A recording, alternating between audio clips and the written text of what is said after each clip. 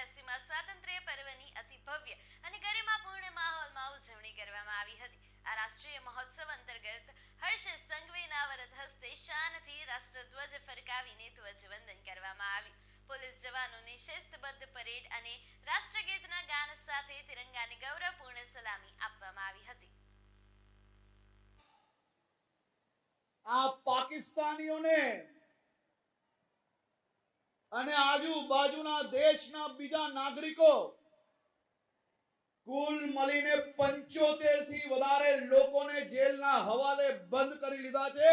આજ સુધી જામીન મળ્યા નથી અને ભવિષ્યમાં બી નહીં મળી શકે તે પ્રકારનું કાર્ય ગુજરાત પોલીસ દ્વારા કરવામાં આવી રહ્યું છે। મારી આપ સૌ મિત્રોને વિનંતી છે, ડ્રગ્સ સામેની લડાઈમાં તમારો સહયોગ એ અતિ આવશ્યક છે। તમે સૌ લોકો સાચા દેશભક્ત બનશો તેવો મને 100% વિશ્વાસ છે। આજે મારે આપ સૌને આભાર માનવો છે। જે પ્રકારે મારા યુવાન સાથીઓ સોશિયલ મીડિયા થકી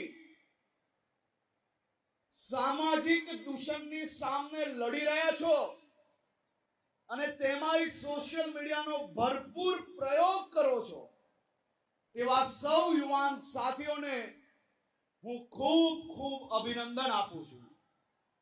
આપણે સૌ સાથે મળીને સામાજિક સમરસતા પર હંમેશા કામ કરીએ, એકબીજાને હંમેશા માન આપીએ, સન્માન આપીએ તેવી બી હું આપ સૌને વિનંતી કરું છું। આજે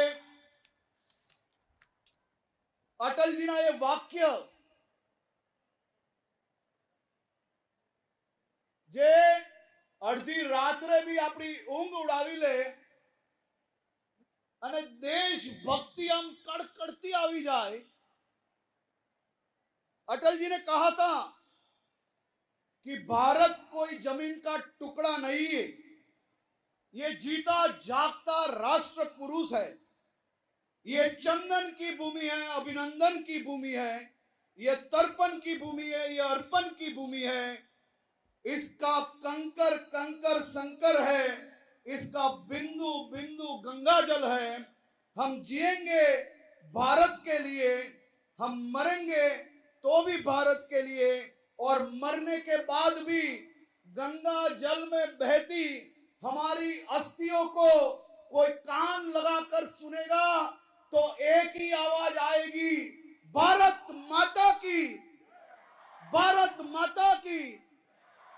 आप सौ युवान मित्रों ने, वडोदराना सौ नगरजनों ने હું આઝાદીના પર્વની ખૂબ ખૂબ શુભકામનાઓ આપું છું। આપ સૌ લોકો સાચા દેશભક્ત તરીકે સૌ લોકો સામાજિક દૂષણોની સામે વધુ મજબૂતાઈથી લડો તેવી શુભકામનાઓ। ખૂબ ખૂબ આભાર। ધન્યવાદ, ખૂબ ખૂબ આભાર માનનીય નાયબ મુખ્યમંત્રી મહોદય આપના પ્રેરણાસભર ઉદ્બોધન માટે અને માર્ગદર્શન માટે। અને હવે